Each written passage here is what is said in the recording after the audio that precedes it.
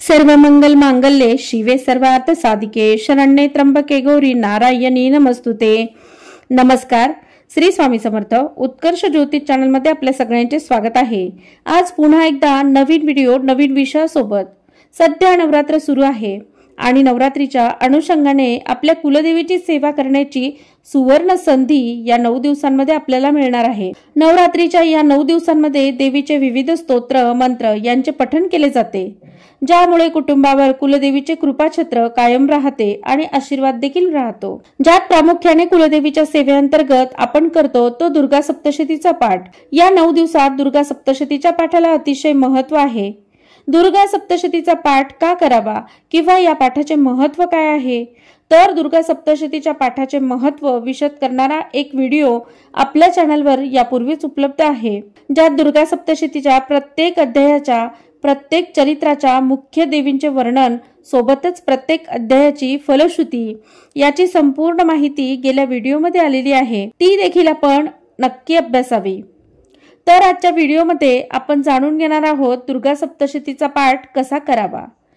हा पाठ करताना काही नियम पाळावेत का, सोबतच या नवरात्रीच्या 9 दिवसात किती पाठ करणे महत्त्वाचे आहे, या संपूर्ण गोष्टींची माहिती आजच्या व्हिडिओमधून आपण जाणून घेणार आहोत।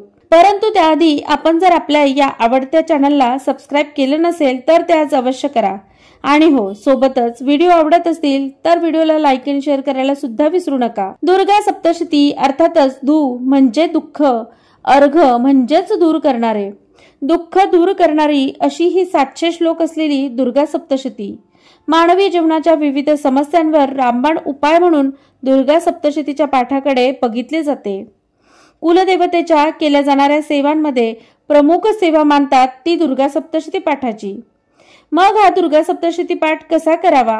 दुर्गा सप्तशती पाठ वाचन करताना कोणत्याही दिंडोरी प्रणीत सेवा केंद्रातून आपल्याला सहज उपलब्ध होणारी दुर्गा सप्तशती प्राकृत ग्रंथाची प्रत आणावी।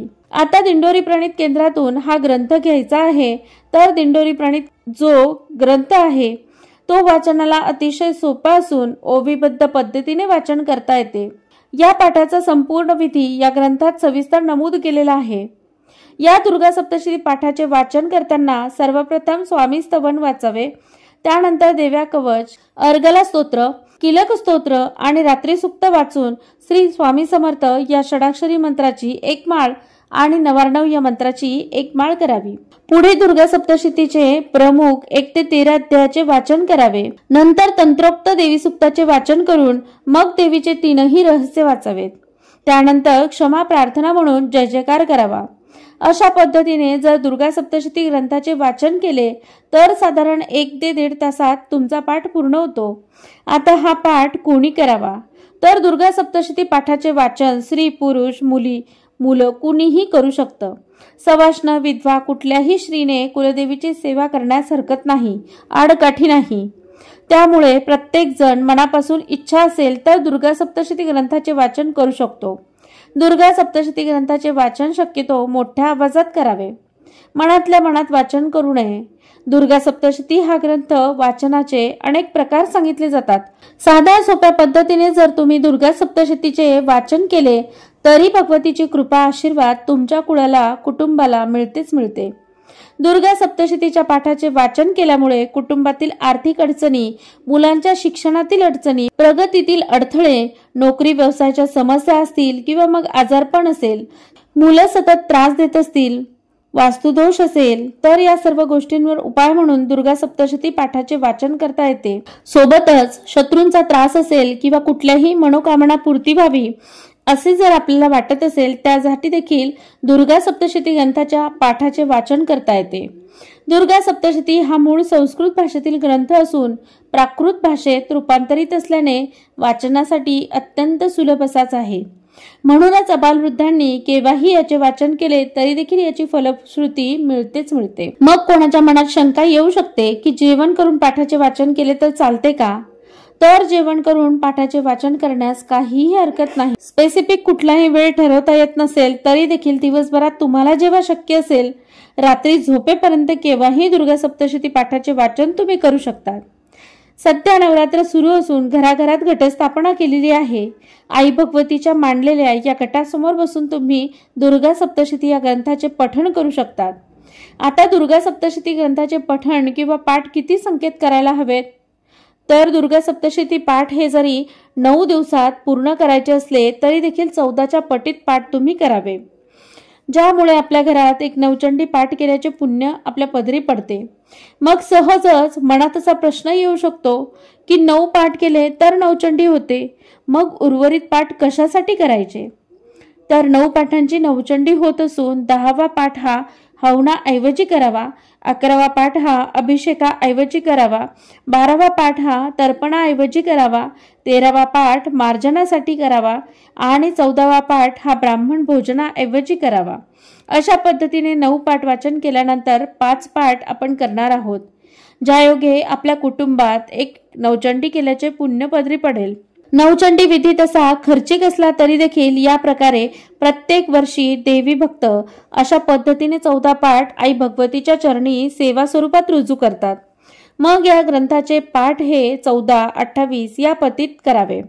ज्या मुलामुलींची लग्न जमत नसतील त्यांनी देखील मनोकामना पूर्तीसाठी दुर्गा सप्तशतीच्या 14 पाठांचे पठण या कालावधीत केले तर इच्छित फलप्राप्ती होते।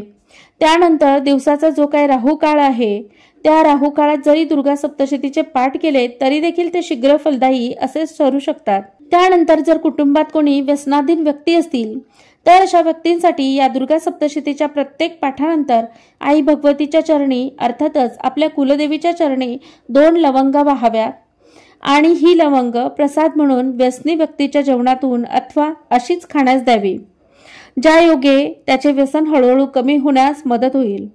दुर्गा सप्तशतीच्या पाठाचे वाचन करताना पारंपरिक पोशाख परिधान केल्यास फायदा होतो, म्हणून जे कोणी किंवा ज्या कोणी महिला मुली पाठ वाचन करणार असतील त्यांनी शक्यतो साडी घालावी। मुलींनी पंजाबी ड्रेस घातल्यास हरकत नाही। कपाळी हळदी कुंकू लावावे, हातात काचेच्या 2-2 कासेना पण बांगड्या घालाव्यात व त्या पाठाला सुरुवात करावी। नित्यपूजन झाल्यानंतर घटासमोर दुर्गा सप्तशती ग्रंथाच्या पाठाचे वाचन करू शकतात। आता 9 दिवसात 14 पाठ करण्याचे ठरले तर प्रत्येक दिवसाला 1 पाठ केल्यास 14 दिवस लागतील।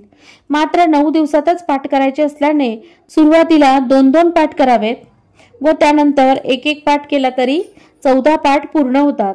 अशा पद्धतीने दुर्गा सप्तशती या ग्रंथाचे वाचन व त्याचे महत्त्व आणि माहिती आपण या व्हिडिओमधून बघितली।